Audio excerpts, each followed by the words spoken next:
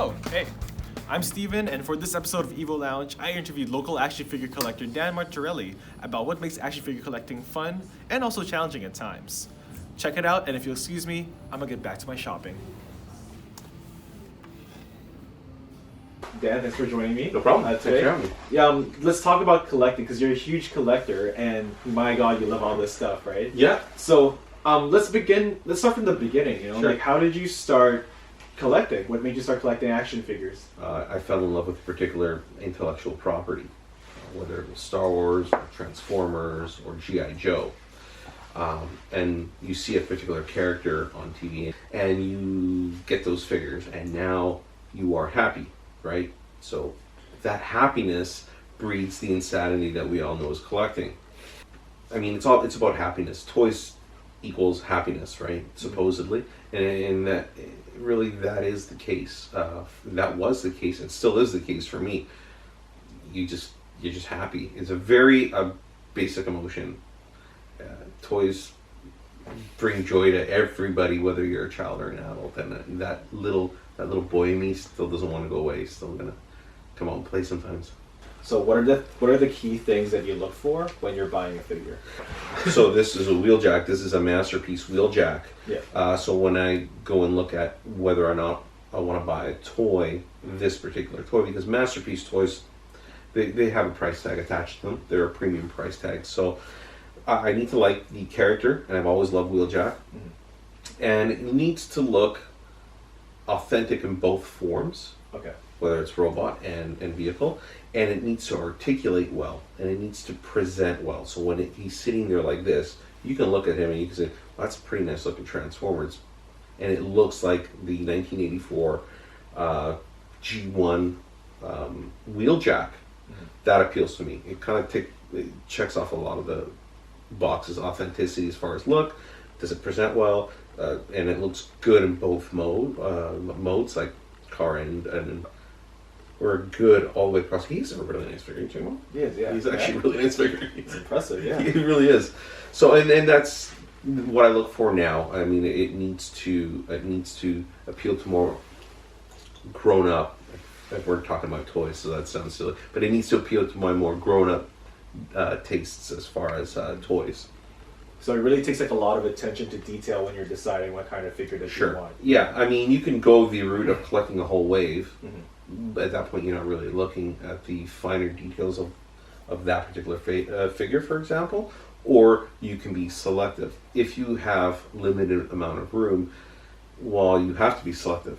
There are different kinds of collectors. There are collectors that collect because they like a particular story, or they like a particular character. There are collectors that collect because they treat it only as an investment. And there are collectors that exist because it's a blend of the two. They like to collect, but they know that they're okay with parting with something to make money. Yeah.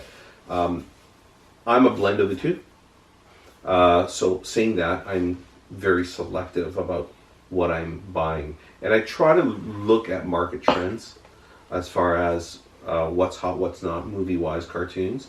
And I look at also secondary market. How's that behaving as well? When you're collecting, you really gotta know in your heart, why are you collecting? Is it because you love Spider-Man and you love everything about Spider-Man? Because great. But if you're looking to make money on it, there's a whole completely different dynamic that you really need to educate yourself. Because an investment is an investment is an investment, whether you're selling action figures, whether you're selling property, the study and the investigating side of it is very, very similar. You need to know what you're getting yourself into. You need to know who your market audience is, and you need to know your product at the end of the day. And with that in mind, like, what would you say would be one of the most difficult things as a collector of action figures? Mm-hmm. What would be like what are some challenges or like some hardest things that you find whenever you're like deciding on, let's say you're trying to find a piece? Sure. Yeah, I mean, when you're collecting action figures now, I find the biggest challenge is being able to get a whole lot of the figures. If you're a completist, and a lot of collectors are, you better make peace with the fact you're going to have an empty wallet a lot of the time, because you're going to be hunting out pieces and parts for figures that are not necessarily readily accessible to you. Let's talk about scalpers, or rather like resellers. Let's talk about that. Yeah. Yeah, like, what are your thoughts on those? Like, what are your thoughts on getting figures from these sellers and how you deal with them, or if they're reasonable? And it goes back to it's a very different purchasing dynamic now. That wasn't a real issue when I was, starting off my collecting in mid late 80s. Now, with the advent of Kijiji and Craigslist and eBay, it's easier for people to go and make that quick buck. People have contacts at specific big box stores, i.e. Target or Walmart, just to name a couple. Mm-hmm. So there's a lot of behind the scenes, underhanded things, if you want to call them. Maybe that's not the term that we should use, but questionable tactics. How's that? Mm-hmm. For lack of a better term. There's a lot of questionable tactics with regards to it. People are going to make money. It's been done through, beginning of time. You just have we have the different vessels to be able to do that quicker, faster, better now. Yeah. So people are going to do that. And again, there's a collector that collects because he's passionate about Spider-Man. And then there's a collector that collects because he's passionate about Spider-Man because he knows that other people are passionate about Spider-Man and he can make money. So do you have any words or tips for collectors or prospective collectors who maybe want to start collecting or want to continue or get back into collecting, but they're maybe sensitive on their wallet or how much they earn and stuff?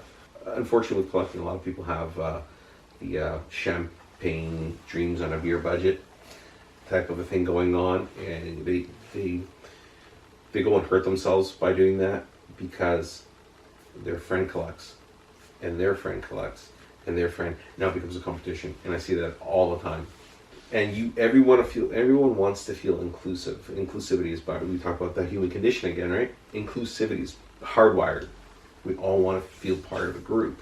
It extends to everything. A lot of the pop culture stuff that's so big right now. You got to think about movie companies and the toy companies for making everything like so mainstream geek, right? And so nerdy and awesome. We were hiding in our shells in the mid 80s, We were getting beat up for being a nerd. Now, if you're not a nerd, don't even talk to me. I don't, you have to be a nerd. So, everything that is pop culture related is going to be tied to some resell.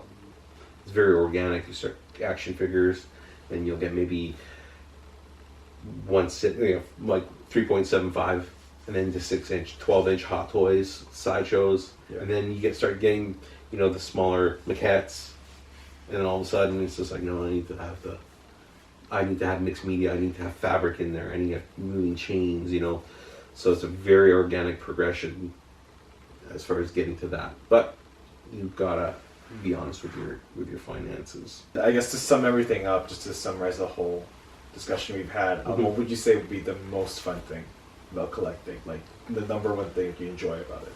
Do it for yourself. If you start collecting because your friends are collecting, for example, or you see some guys collecting on YouTube, you're going to get caught up in that, and the competitive juices will come in, or the monetary thing becomes an issue, and the passion that originally led you to collecting whatever it is you're collecting, you're going to forget about that.